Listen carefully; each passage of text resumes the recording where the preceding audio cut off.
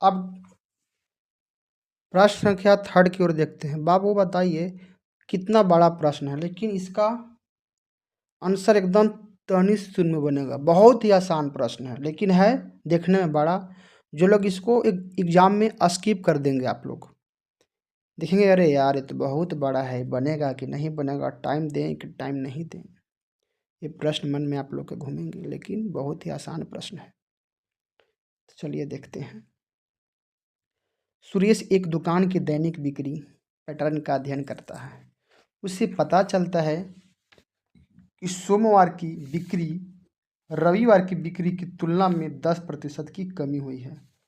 कहने का मतलब कि जितना सोमवार के बेचा था, सोमवार की जो बिक्री किया था और रविवार की बिक्री की तुलना में 10% कमी हुई है। यानी रविवार जो बिक्री हुआ था उसके तुलना में सोमवार को 10% कमी हुआ है। कोई दिक्कत? और मंगलवार को बिक्री में सोमवार की बिक्री की तुलना में 10% की वृद्धि हुआ। अब बोलता है कि जब मंगलवार को जितना बेचा सोमवार से 10% अधिक बेचा, यानी अधिक बिक्री हुई है। कोई दिक्कत? यदि मंगलवार की बिक्री 1485 रुपया थी तो रविवार की बिक्री कितनी थी? एकदम सिंपल, कुछ नहीं करना है। संडे, मंडे, ट्यूसडे यानी मंगलवार, कुछ है? कुछ नहीं है।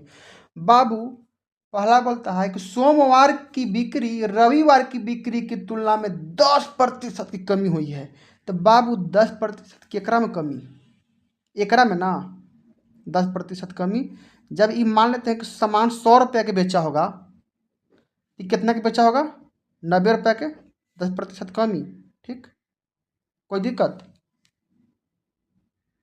अब बाबू मंगलवार को बिक्री में सोमवार की बिक्री की तुलना में 10% की वृद्धि। तो सोमवार कितना है? 90। बाबू 10% यानी 110। किसी भी संख्या अपने आप में 100 होता है, तो बाबू ये 90 है, इसमें 10% वृद्धि हो गया, यानी 90 का डायरेक्ट निकालिए 110/100। खत्म। कितना गया? 99। यानी मंगलवार को 99 रुपया और मंडे को 90 और संडे को 100। लेकिन यहाँ बोलता है कि मंगलवार को बिक्री 1485 रुपया हुआ है। तो ठीक है, किताबवा बोलेगा तो ऊपर कर दो, आराम से लिख दो। अब हमर कितना हुआ है मंगलवार के? 99 रुपया, आराम से 99। अब जेकर पूछेगा उसको निकाल देंगे। पूछा है रविवार को 100 से गुना करेंगे, पूछता मंडे को 90 से गुना कर